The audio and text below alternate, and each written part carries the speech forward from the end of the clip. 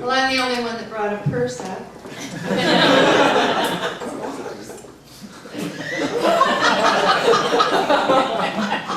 Did you say you were from San Bernardino?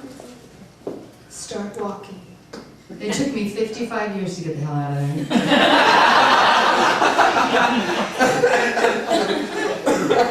Thank you for coming.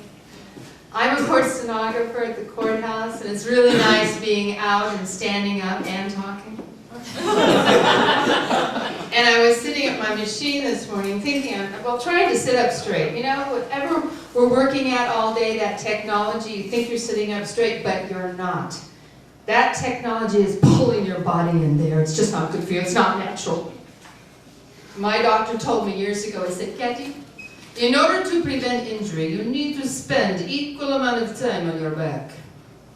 Of course, I took him literally. And as of today, I've been happily married 4 times. And people are always amazed by that. Oh, you're kidding. How could you be married 4 times? How could you be? You know, like in 50 years, I couldn't find 4 men who needed a place to live. And I have no one to blame but myself. Isn't that always the way? Every one of my dear husbands came with a big warning label. Don't try this at home. But just like Evel Knievel, I said, what the heck? 1 more car. Yeah, so when people find out that I work at the courthouse, they say some really strange things to me, like, wow, I bet you know how to commit the perfect murder. Hell, if that were true, I'd be a widow.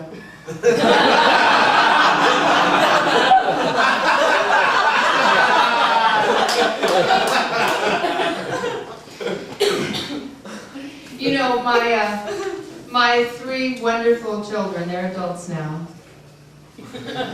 But they have developed a creed by which to live, that marriage is a gift from God that comes along only for, or, you're cute.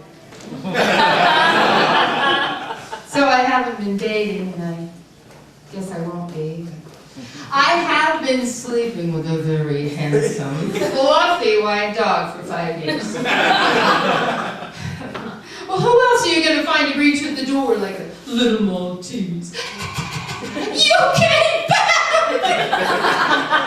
Get down! You know, unconditional love. It's what we're all searching for, and none of us are willing to give.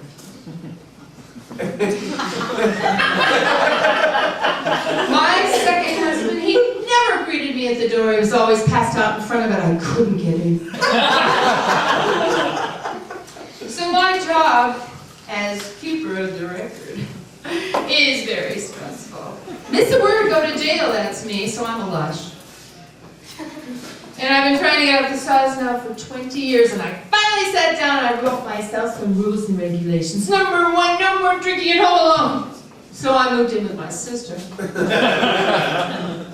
And after her second DUI, coming back from her favorite gay cowboy bar, where she's always hoping Tom Cruise will give her an autograph.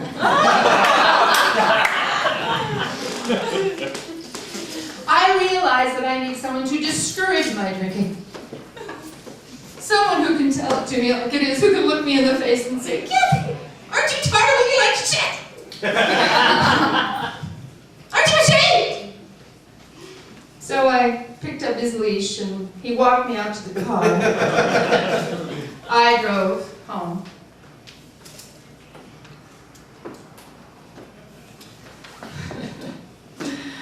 Oh yes, where I live alone.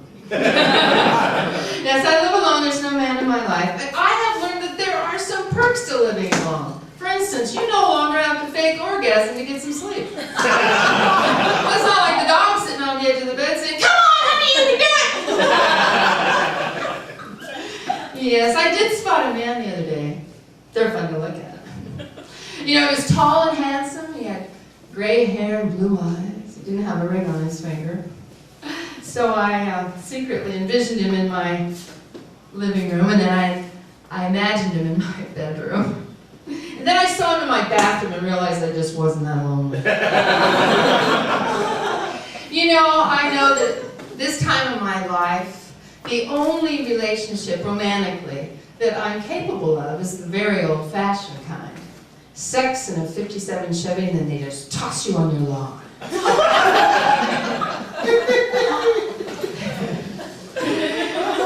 yeah, and getting older, it's exciting! I'm learning all kinds of incredible things about myself. Like, I no longer have to shave under my arms, which frees me up to shave my face.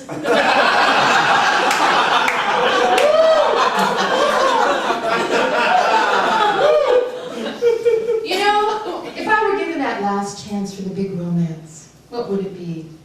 A new man in my life or a new dog? Well, let me see. They both have to be picked up after, entertained, and taught a few tricks. Oh, but hey, the dog does lick his own balls.